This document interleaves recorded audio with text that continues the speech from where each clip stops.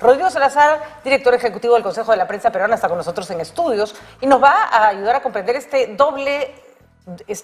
doble mirada que tenemos que dar a la prensa como responsabilidad, pero también en este momento un actor débil, un actor que está expuesto a la violencia y hay que proteger. Rodrigo, ¿cómo estás? Gracias por acompañarnos. Muy buenos días. Buenos días, Patricia, ¿cómo estás? Bien, acá preocupada por la situación, como todos, y hay que decirlo, son tiempos difíciles para la prensa. Son tiempos difíciles para la prensa porque además nunca hemos, creo que, cubierto la información con tanta información sobre la que nadie tiene ningún control, que rodea el tema y que por supuesto puede tergiversar los hechos o evidenciar que la prensa no está haciendo su trabajo. Existen ambos contextos. En el análisis del Consejo de la Prensa, ¿cómo se define para la prensa el momento que se está viviendo en estos instantes? Crítico, ¿no? Crítico porque es la prensa el nexo entre lo que sucede y la población, ¿cierto? Si es que no hay un periodista en la protesta, si es que no hay un periodista en alguna sesión de Consejo de Ministros, si es que no hay un periodista en alguna actividad pública, la población no tiene cómo enterarse. Y es particularmente complicado, por no decir riesgoso, en la situación de ánimos caldeados de la población, cuando hay protestas, cuando hay tomas de aeropuertos y demás. Y tú lo decías bien hace un instante, Patricia, no es un problema solamente que la policía no facilite el trabajo de la prensa, sino que los mismos manifestantes también o le pegan al periodista, o lo insultan, o no lo dejan entrar a la protesta. Entonces hay una especie de desierto noticioso en algunos espacios donde los periodistas no pueden entrar, ¿no? Tanto porque los mismos manifestantes pueden hacer actos violentos, como que la policía puede también generar muerte o caos también en algunas zonas, ¿no? El ataque sistemático y dirigido a periodistas que no pueden ya en estos momentos trabajar con ninguna identificación, y por otro lado también a canales de televisión, a centros de información en Lima y en regiones, es algo inédito, ¿no? Creo que no lo habíamos visto antes, ¿no? Sí. Y sobre todo que estábamos acostumbrados, entre comillas, a ser blanco de ataque del poder, no blanco de ataque, y ahí hay un fenómeno que es interesante y hay que mirar con calma, de quienes se benefician, en teoría, de que la prensa exista, ¿no? Así es. Tú lo decías bien, cuando hasta hace 20 años, 25 años, acuérdate en el autogolpe de Alberto Fujimori, hace 30 años, mandan militares a los medios de comunicación y ponen censura, ¿cierto? Ha cambiado un poco la figura, o bastante en realidad. Lo que hay ahora es policías, por ejemplo, que golpean a periodistas, los amenazan de muerte, que les disparan, policías que le arranchan su credencial de prensa, que es la mejor manera de un periodista identificarse, que borran el contenido en los celulares o de las cámaras o de las grabadoras. Y pasa lo mismo también con los manifestantes, ¿no? Yo conversaba con periodistas de Lima enviados a Apurímac, a Cusco, a Puno, y con periodistas de esas mismas regiones, y el discurso es el mismo. Acá nos pegan todos, ¿verdad? Hay un fotoperiodista de la agencia EFE, que la semana antepasada, si no me equivoco, sufrió una herida de proyectil en la pierna, ¿no? De parte de la policía. Así es. Fue amenazado de muerte por parte de la policía. Y por otro lado, yo he escuchado también, conversando con periodistas de Puno, que los manifestantes dicen, ustedes acá no van a entrar, ¿verdad? ¿Y qué pasa cuando los periodistas no podemos entrar a los lugares de conflicto? La ciudadanía no tiene cómo enterarse y no hay cómo acceder a la información dentro de este lugar. Es decir, si matan a alguien, por ejemplo, o si hay un infiltrado, o si hay algún tipo de acto violento, ¿cómo nos enteramos realmente cómo son las cosas, verdad? Es entendible que la prensa no tenga el beneplácito absoluto de la población. Ha habido prensa muy responsable. Hay prensa muy responsable. Que sigues usando. A mí me impresiona ver cómo se incendia la pradera desde determinadas tribunas. Yo digo, oye, tienes a tu reportero en calle. Claro. O sea, a ti no te va a caer la piedra en la cabeza, le va a caer a tu reportero en calle, ¿no? Allá no, si no lo haces por el Perú, no, hazlo por lo menos por tu gente. El asusamiento, ¿no? Es de ambos lados, ¿no? Así el asusamiento puede ser por el lado quizás de las protestas cuando se radicalizan, o algunos aspectos de las protestas que pueden llegar a ser violentos.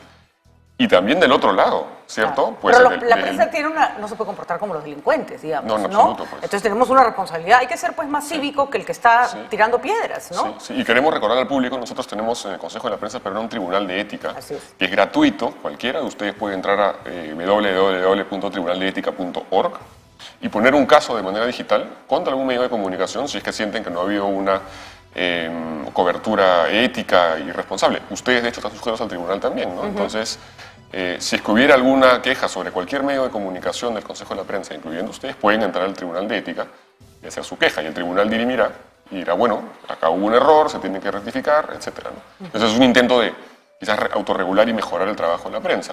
Pero claro, no todos están sujetos a este tribunal, entonces es un poco más complicado pues tener este... Pero eso no quiere alcance. decir que queda institucionalmente sentada la posición del tribunal diciendo así no, ¿no es cierto? No se puede sancionar a un medio que no forma parte de tu gremio, pero sí se puede señalar esta conducta no es apropiada, ¿no es cierto? Sí, sin duda. Que es lo que se ha estado haciendo, además. Sin ¿no? duda. Y los medios que no son parte del tribunal, y si llega alguna queja sobre ellos, el tribunal cursa una carta al medio y le dice, oye, ¿quieren ser ustedes o no competencia del tribunal? Algunos dicen que sí, otros dicen que no. Willax, por ejemplo, pidió de manera propia ser parte del tribunal. Luego de 2 resoluciones contrarias a Willax, decidieron renunciar, ¿no? Entonces invitamos a otros medios también a que sean parte de esta autorregulación. Claro, pero uno no puede formar parte de una institución solo cuando le agrada lo que le van a decir, mucho menos si se trata de un tribunal de ética. De acuerdo, ¿no es pero es central el aspecto de autorregulación y el tribunal, supuesto. porque eso yo creo que sí que permite que la gente tenga un poco más de confianza en la cobertura de la prensa, que es tan compleja ahora. Cuando pasan cosas todos los minutos y a cada instante vemos un nuevo video en redes sociales, una actualización noticiosa, ¿no? Cada vez mayor información también requiere cada vez mayor autorregulación. Ahí te pido, Rodrigo, que vayamos a un razonamiento que va un poquito más allá de la coyuntura. Sí, la prensa tiene que hacer valer su condición de yo no voy a ponerte en pantalla cualquier cosa. No voy a ponerte en una portada cualquier cosa, no voy a sacar al aire cualquier cosa. Porque sí, efectivamente competimos con una cantidad de información que sale descontextualizada, que no sabemos muy bien su origen, que no hay que invalidar. Un video de una persona que recibe un balazo es un video de una persona que recibe un balazo. Pero los medios hace mucho tiempo, han caído en el juego de si algo es viral en las redes sociales, ¡pam!, lo ponen en su pantalla. Y no estoy hablando de balazos, estoy hablando del niño que salta. Sin ninguna pregunta de quién lo hizo, por qué lo hizo, para qué lo hizo, en qué contexto, nada, ¿no? Y a mí me ha pasado alguna vez presentar noticias que me he negado a presentar, que era algo así como inundación en China. ¿Qué parte China? China es demasiado grande. China, claro, porque así está el video en YouTube y la imagen es impresionante, pero no sabemos más. Y eso nos ha quitado también credibilidad. La alternativa al mar de información de las redes sociales es decir, sí, puede que ser que veas el video en pantalla, pero acá vas a escuchar, vas a ver el video, quién lo colgó, por qué lo colgó. O sea, hay un trabajo que hacer detrás de eso que o se silencia o simplemente se pone la imagen. Ahí tenemos también que cambiar nuestras formas, ¿no? Sí, claro que sí. Ese es el periodismo de la cámara de seguridad de la calle, ¿no? Así es decir, uno accede a la cámara de seguridad, pone la noticia y listo, ya ahí ese es un comentario sencillo. Pero en realidad los periodistas somos personas entrenadas en poder encontrar el contexto de las cosas, encontrar la razón en algunos casos de las cosas y acercarnos lo máximo posible a la verdad idealmente. Y tratar de dónde salió el video y saber por qué lo filmaron y en qué contexto, cuál es la fuente cuál es la original. consecuencia de eso. Claro, ¿no? tú encuentras un video, te lo mandan reenviado muchas veces en WhatsApp, ¿verdad? Que hay que tener cuidado con esos enviados en las cadenas de WhatsApp. Y uno comienza a buscar cuáles son los antecedentes de este video. Así es. Claro. Entonces, el periodista que lo pone de frente en sus pantallas hace, pues, evidentemente un trabajo irresponsable. Pero también tenemos que tener en consideración que hay algunos videos que aparecen en redes sociales que no aparecen en los medios de comunicación. Por supuesto, por eso es material que hay que seguir, ¿no? Exacto, pero es que no puedes verlo con ojos simplemente limpios, tienes que tener cierto criterio para poder analizar el contenido de las redes sociales que puede ser muy dañino, tóxico y por supuesto divisivo, ¿no? Ya lo vemos ahora. Pero no vamos a negar que, por ejemplo, en los inicios de la protesta que a nosotros hemos estado denunciando desde el primer día, ojo que hay que ver el panorama completo. La policía la han mandado en una situación muy compleja, además sin el equipamiento apropiado. Yo he recibido quejas de policías que no tenían bombas lacrimógenas, como repeles una población que se te viene encima, si tu vida también corre riesgo y no tienes ningún elemento disuasivo, etcétera. Pero es verdad que también veíamos imágenes en redes sociales que uno tenía que preguntarse qué pasó acá, ¿no? Y la prensa extranjera sí lo hizo. No te colocó el video de cualquier forma, vio quién estaba atrás del video, quién era el muerto, por qué le habían disparado. Y ahí sí creo que la prensa, buena parte de la prensa nacional no hizo su trabajo, ¿no? Tú sabes que, pongo un ejemplo que puede ser un poquito lejano, pero en la primavera árabe, en el año 2011-2012, en el norte de África, que hubo muchas revoluciones, en Egipto, por ejemplo, en Túnez, en Libia, propios gobiernos, que eran dictaduras, prohibían el acceso de la prensa nacional a las protestas. Porque evidentemente, perdón, había ahí policías y fuerzas del orden que mataban a los ciudadanos. Pero cuando ingresa la prensa internacional, baja la tensión y baja la violencia, porque saben los gobiernos que están siendo ocultados por otros países. En el Perú, cuando no accede la prensa a los eventos violentos, o protestas y demás, se crea el contexto, se crea el espacio como una especie, digamos, de corral, donde no hay información, donde no hay cámaras y donde puede haber, pues, bastantes actos violentos por parte de la policía y también de los manifestantes. Yo siempre digo, hay algo raro cuando el poder protege a la prensa, porque nosotros no es que estemos siempre, no somos enemigos del poder, pero nuestro trabajo es ocultarlo, revisarlo. Entonces, claro, cuando las únicas veces que hemos visto militares en los medios de comunicación ha sido por censura, no ha sido para cuidar los medios de comunicación. ¿Crees que ha empezado a haber un manejo más responsable de la información, por un lado, y ha mejorado en algo, pregunto porque no lo tengo tan claro, la presencia de los medios en las zonas de conflicto, o sigue siendo una labor de alto riesgo? No, de alto riesgo es, sin duda. Mira, son más de 70 periodistas agredidos y violentados durante estas últimas protestas solamente, ¿no? Además dirigido, ¿no? Como digo yo, no es la piedra que te cae de casualidad, no, es a ti, ¿no? Exacto, es a ti, ¿no? Por eso es que, como tú decías, los periodistas ya no van identificados digamos, van con su carnet de prensa, pero ya no ponen a veces el logo dentro del micro. No, yo sé que hay periodistas cubriendo incluso sin carnet de prensa, ¿no? Es increíble, porque claro, es un trabajo de riesgo. Te pueden pegar, te pueden matar, te pueden secuestrar. No pedimos, digamos, ningún tipo de amistad con el gobierno, ni mucho menos, pero sí que la policía respete el trabajo de la prensa, ¿no?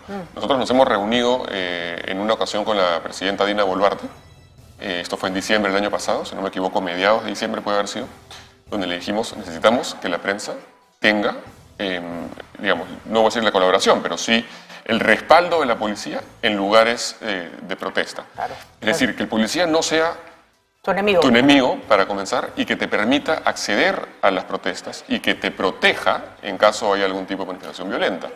Hasta ahora no ha habido ningún progreso al respecto, lamentablemente. Todos los que hemos estado alguna vez cubriendo algún laberinto en la calle, y que vaya que los ha habido en nuestro país, la mayoría de las veces la policía no es tu enemigo.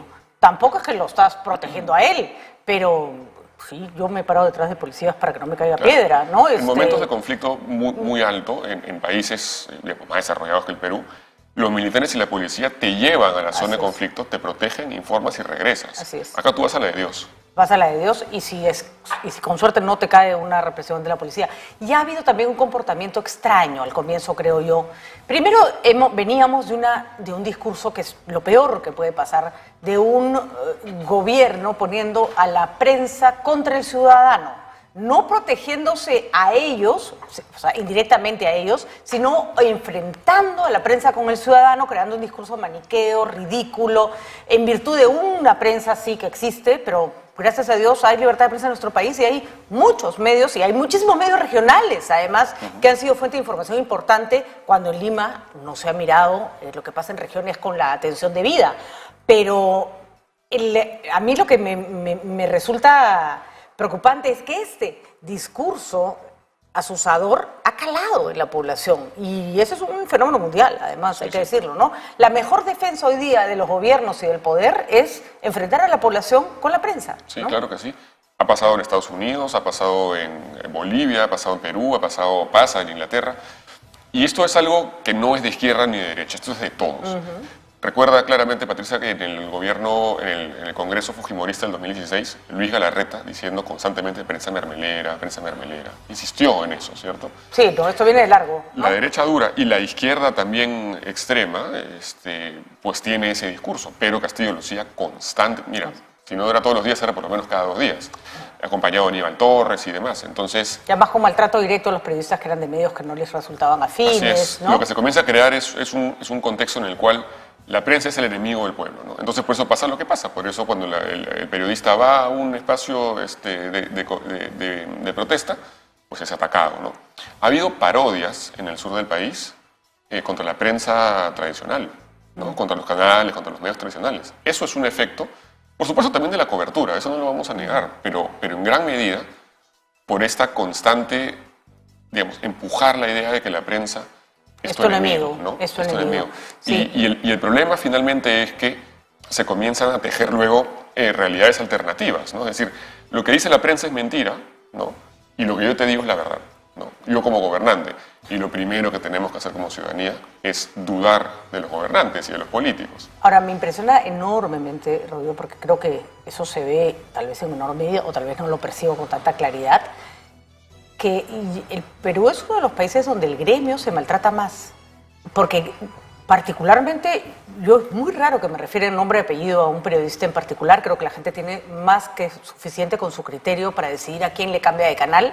No es cierto. Solo me he pronunciado cuando me han afectado personalmente con mentiras, que me parece que todo el mundo tiene derecho a defenderse.